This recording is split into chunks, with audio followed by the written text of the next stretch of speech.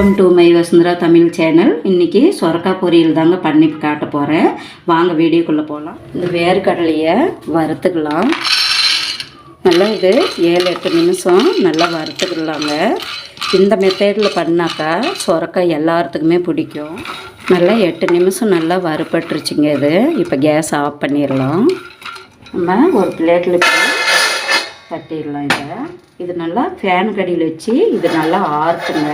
Fan கடியில் வச்சிடலாம். அது வரைக்கும் நம்ம சொரக்காய் கட் பண்ணி, இது ரொம்ப பிஞ்சு காய்ங்க இது, அதனால் நான் வந்து தோல் செய்ய மாட்டேன். 2 வாட்டி வாஷ் பண்ணிட்டேன். இப்படி அடியிலையும் மேலேயும் கட் பண்ணால் போதும். இந்த மாதிரி தோல் நீக்க வேண்டியதில்லை. இப்படியே இந்த சொரக்காயும் ஆனியன்னு தக்காளி எல்லாமே கட் பண்ணிக்கலாங்க.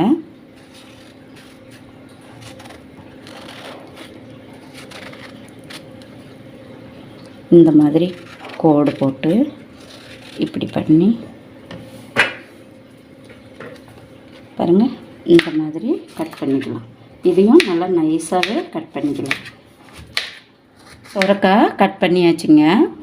சிறிதளவு தேங்காய் துருவியது, ஒரு பெரிய வெங்காயம் கட் பண்ணி வச்சுருக்கேன், 3 தக்காளி கட் பண்ணி, சமையல் எண்ணெய் 3 டீஸ்பூன். இப்போது எங்கெண்ணென்ட்டு எல்லாமே தனியாக வச்சாச்சுங்க. மசாலா மட்டும்தான் அதை தனியாக எடுத்து வச்சுருக்கேன். இப்போ இந்த வேர்க்கடலையை நல்லா இந்த மாதிரி க்ளீன் பண்ணிக்கலாம். இந்த மாதிரி சூடு நல்லா ஆற விட்டு க்ளீன் பண்ணுங்க. நல்லா க்ளீன் பண்ணியாச்சுங்க. இது தோலெல்லாம் நல்லா நீக்கி வச்சு இந்த மாதிரி நல்லா பதமாக வறுத்துக்கணும். இது பாருங்கள், இந்த சின்ன கப்பில் நான் எடுத்தேன் 1/2 கப்பு. இதில் போட்டுக்கலாம். இது கொஞ்சம் கொரகொரப்பாக மிக்சியில் போட்டு அரைச்சிடுவோம். இது வந்து தண்ணி விட்டு அரைக்க வேண்டாம், அப்படியே வெறும் இதாகவே அரைச்சா போதும். 2 வாட்டி சுற்ற விட்டால் போதுங்க. கொஞ்சம் கொரகொரப்பாக இருந்தால் போதும்.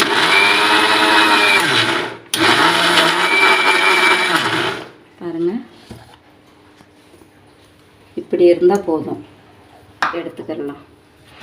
இப்போ நம்ம சொரக்காய் பொரியல் பண்ணுறதுக்கு கேஸ் ஆன் பண்ணிக்கலாங்க. அதே கடாயில் தாங்க நான் பண்ணுறேன். கடாய் வாஷ் பண்ணிவிட்டு மறுபடியும் வச்சுருக்கேன். இப்போ எண்ணெய் ஊற்றிக்காங்க. 3 நிமிஷம் சூடேறட்டுங்க. எண்ணெய் சூடாயிருச்சுங்க. கடுகு போட்டுக்கலாம். இப்போ ஆனியன் ப்ரௌன் ஆகிறதுக்கு கொஞ்சம் சால்ட்டு சேர்த்துக்கலாம். நல்லா மிக்ஸ் பண்ணி விடுங்க.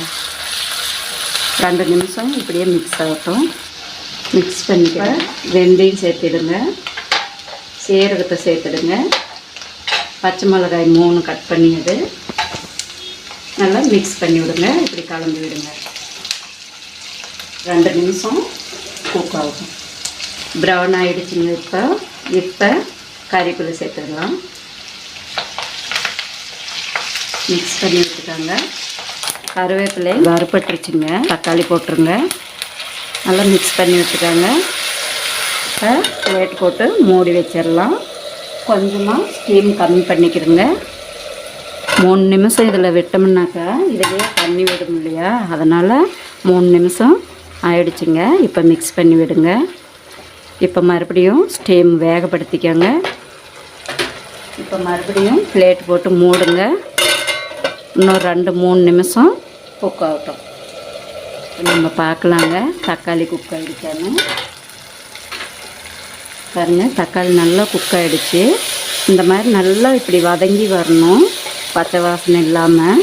தக்காளி போட்ட மாதிரியே தெரியக்கூடாது. பார்த்தீங்களா, நல்லா வதங்கிடுச்சு எண்ணெயில். இப்போ வந்து நம்ம தனியாத்தூள் 1 சமச்சு போட்டுக்கலாம். சாம்பார் பொடி 1 டீஸ்பூனு, மஞ்சத்தூள் 1 டீஸ்பூனு, உப்பு 1 டீஸ்பூனு செக் பண்ணிவிட்டு நீங்கள் போட்டுக்கோங்க. ஏங்கு பவுட்ரு ஒரு 1/4 டீஸ்பூன் அளவுக்கு, இந்த அளவுக்கு போடுங்க, போதுமானது. இப்போ நல்லா கலந்து விட்டுருங்க. நல்லா மிக்ஸ் பண்ணி விட்டுருங்க.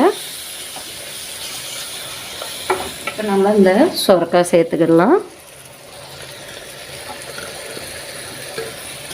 சேர்த்துன பிறகு நல்லா மிக்ஸ் பண்ணுங்கள். நல்லா இப்படி மிக்ஸ் பண்ணி விட்டுருங்க. இப்போ பிளேட் போட்டு மூடிடுங்க.